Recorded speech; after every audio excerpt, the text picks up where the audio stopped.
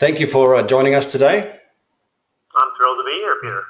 Now, you're a specialist in inter-team collaboration in corporate organizations, and I specialize in collaboration specifically towards sales and marketing. Where do you see the parallels in those two regions?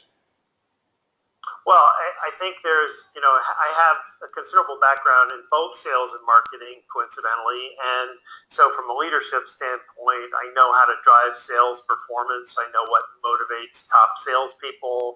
I know how to elevate people from sort of modest levels of productivity to much higher levels of productivity in a very positive, supportive, developmental way. Yes. And the parallel in terms of sales and marketing is that very often those people are pitted together, and they almost do it themselves. They do it as, marketing, here's another stupid idea for marketing, or here's, these salespeople, they never understand what we're doing, or they never think through what they're trying to deliver.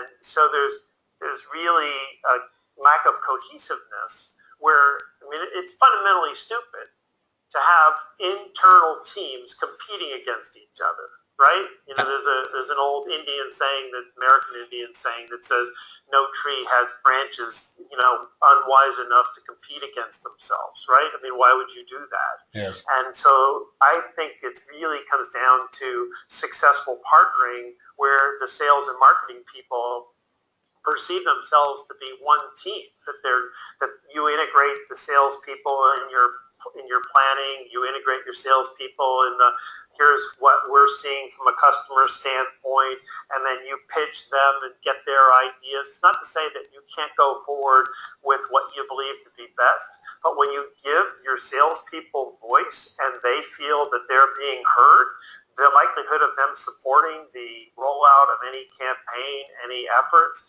is going to be much more seamless. And so you've got advocates from the get-go. And so it's really bringing people together and making them feel that their success is not just predicated on the success of the other group, but really enveloped in it. So you don't want marketing to fail. You don't want sales to fail from both perspectives. Each team has to be looking at the other one and saying, that's my brother.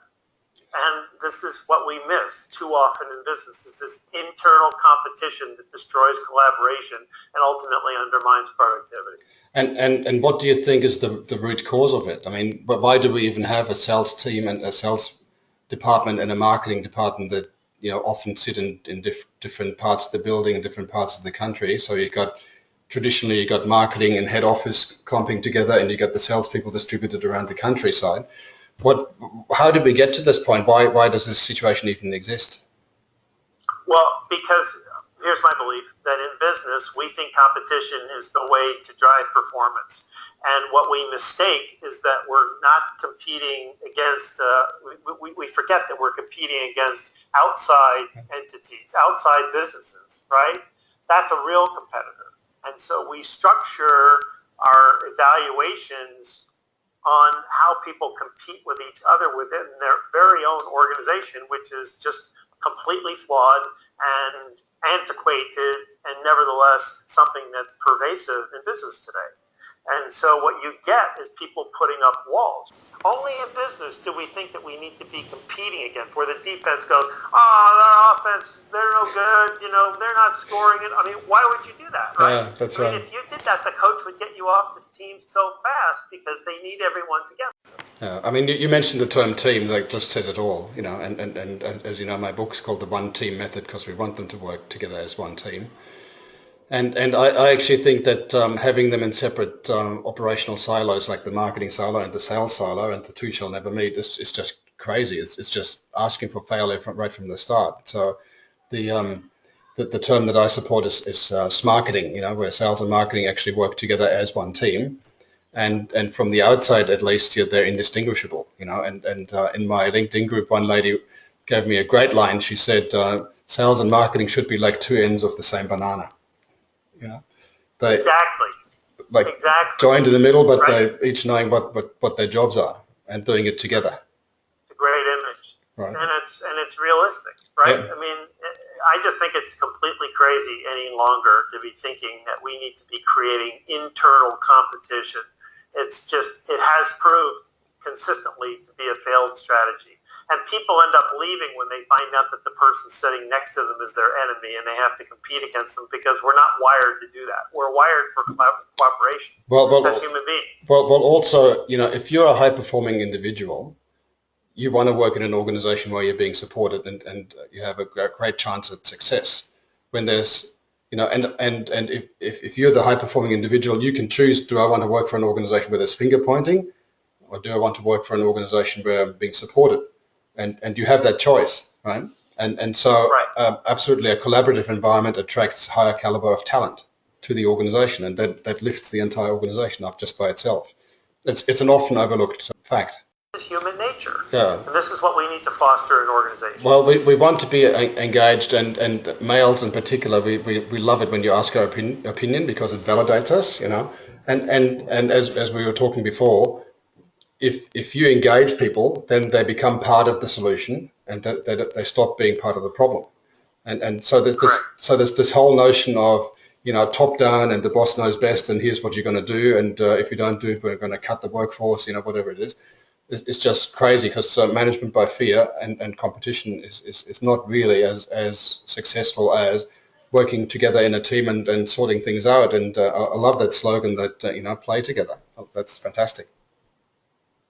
So simple, And the other thing that I advocate is that the marketing people should do ride-alongs with the salespeople. And I tell you, more often than not, both parties benefit, because the sales guy can show the marketing guy the objections and the challenges that he even has to even get the appointment, whatever it is. And often the sales guy is pretty impressed with the big picture knowledge that the marketing guy brings to the conversation. When they say, Mr. CEO, did you realize these are the trends in the economy at the moment, and here's how we're addressing them and stuff like that. The sales guy often doesn't have that breadth of insight. They're more focused on their products and how can they solve particular problems. But often the marketing guy can put it into a bigger context, and together they actually make a great team to convey the company's message much more effectively. So ride-alongs are a great idea. Again, it's involving the people, getting them engaged and helping them to be part of the solution.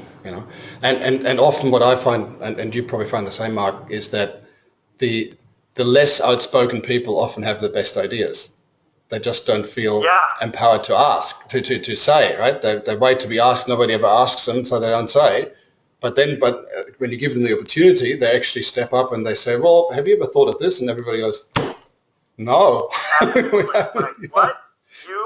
I know. Well, there's a great book by Susan Cain, called Quiet, about introverts. Yeah. And, I learned from the head, the agency that we were using was the same one that Honda Motors has used since they started selling cars in America in 1972. So you've got a 40-plus year history. And the person who was our representative to that company has been with them almost as long. So he's got deep tenure in that organization. And one of the things that I learned from him is what you just pointed out. He wouldn't let people sit in that room for 2 or 3 hours and not contribute just because they were quiet. Yeah. Most people value being asked, and you might just uncover some nugget of gold you didn't even know existed in the organization, right? Absolutely. All right. And always go to the lowest common denominator, because I got fantastic ideas. And by the way, they can save you from a problem too. So you've got this idea and you're thinking, okay, this is the campaign, this is what we want to do, and then you take it out to the field, to whomever that's gonna be the face of this. Yeah. So it's kind of what we're thinking. What do you think? Well, if you do this, do you realize that that's going to do this? Or do you see that our competitors are doing this and then how that's going to backfire? And you're like, oh man, no. And they can save you, is the point. They can save you from a disaster. So it's not just the salespeople, but it's anybody who's impacted. You've got to get their feedback on this. You want to do the due diligence, not just to give them voice and not just to sort of validate because everybody wants to be heard, but to make sure that you've thought through everything. So many times people come up with these marketing ideas and they don't anticipate the downside and it backfires on them. So you don't get blindsided by something you're not aware of. All right. So let's summarize. We said, play as a team, step into each other's shoes, so you can actually live the other side and see that the grass is not greener, right? Very good. and that there's challenges there. Ask the meek people their opinion, and let everybody be part of the solution. Sincerely, yes. Sincerely, that has to be done authentically, right? Good point, Mike. And let people be part of the solution by empowering them to speak out and having a say.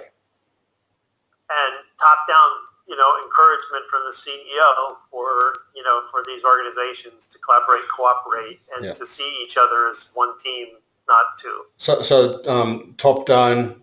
It's got to be a top-down initiative insofar as the CEO is going to be aware of it, and he or she's got to make sure that it actually happens. They don't necessarily have to be, physically in the room, but everybody's got to know that this is an important thing, and it's got to be sincere, as you say, Mark.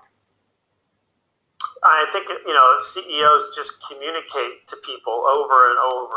They say you have to hear something 7 or 8 times before it really sinks in and alters your behavior. So CEOs making that a priority and saying collaboration and cooperation is one of our key values, fostering the support of our peers, making sure that one another is helped out when they need it. This is our key value. You keep repeating that, you're going to get that behavior. A perfect example of that is Quicken Loans.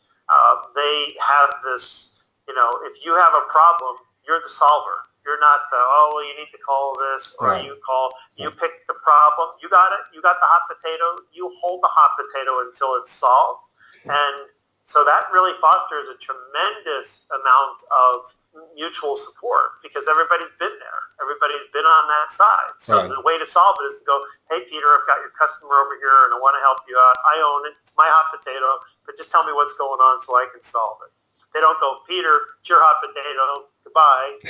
That's a very good luck building. Exactly.